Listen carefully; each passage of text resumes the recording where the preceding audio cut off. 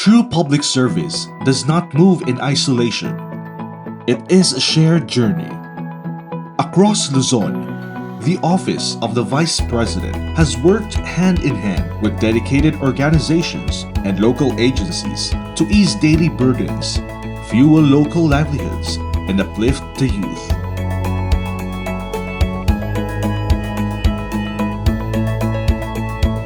Behind every milestone stands an institutional partner who answered the call of duty. Today, we honor your unwavering commitment, the true enablers of transformation. In the heart of our bustling transit lines, our partners provide a lifeline for everyday commuters. The point that the commuters request for more routes, I think it says a lot that it's a successful project. By providing free transport, we're helping commuters not only to spend less, but to help them to get from point A to point B. We are in the service industry by providing transportation service, and by partnering with OVP, it just widened the scope of helping the Filipino. Malaking tipid. Ngayon nga, siyempre, pag may extra ako, yun, nakakabili ako ng sasalubong, may pambiling bigas, minsan, ganyan, tapos dinatabi ko yung iba. Kaya malaking bagay yung talagang ng BP bus dahil nakakatipid kami sa trip nito. Napakaliwanag, maganda, maayos, malinis palagi. Malaking tulong talaga ang bus na to, lalo sa amin na commuter na umuwi sa malayong lugar, lalo sa Naik, kasi itong destinasyon niya, kaya tinatangkilik namin. In times of unforeseen calamities and disasters, our partners swiftly mobilize to deliver life-saving assistance, ensuring that aid reaches affected communities with urgency, efficiency, and compassion when it is needed the most. Talaga yung willingness natin na talagang madala yung mga goods, pamimigay doon sa mga nangangailangan, siguro to the help ng Panginoon talagang nakadire-diretso tayo at nakaraos ng wala man lang problema.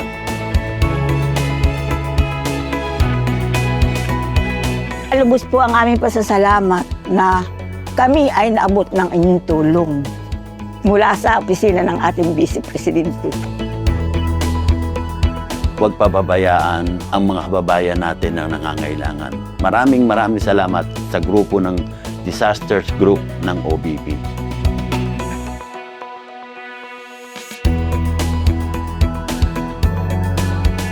Malaki ang impact nito. Unang-una, nag-decrease yung absenteeism ng mga bata. Unlike yung before na ang gamit lang nila ay plastic bag, sandbag. Ngayon meron na silang bag, inspired na silang pumasok. Looking forward ako na sana ma-reach out pa natin yung marami pang mga schools na nangangailangan ng tulong at yung mga last mile schools natin, lalong-lalo na yung mga IP. Kami po ay nagpapasalamat sa lahat ng tumutulong sa OVP. Sila po yung nagiging tulay lang po namin upang mahanap at mabigyan ng mga kagamitan ang ating mga mag-aaral.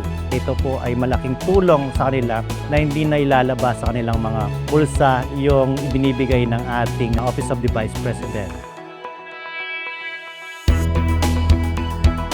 Our partnerships fuel the economic engine of our grassroots communities, ensuring local businesses have the tools to survive and thrive.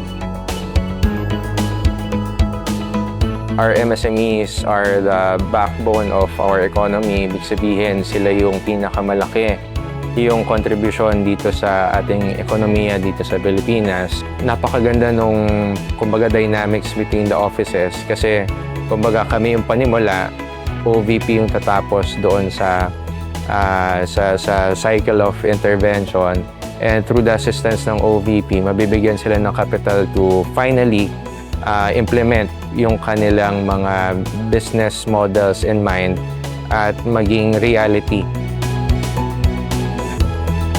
Malaking tulong sa akin yung OBP kasi yung machine na na-provide ko dahil sa kanila, talagang kailangan ko siyang pag-ipunan ng ilang months bago ko siya ma-acquire.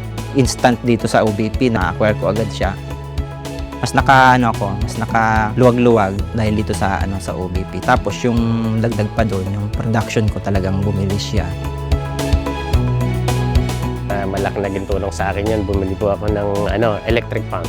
Dati po kasi sir, gumagamit ako ng pang-spray ba ng pampalay. Buhat-buhat ko yun, pinang-spray ko.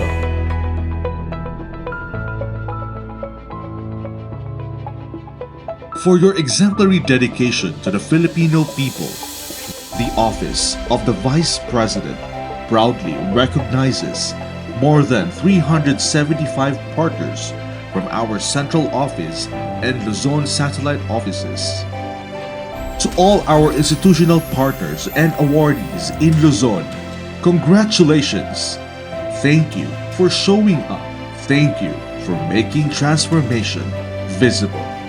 Mabuhay kayong lahat!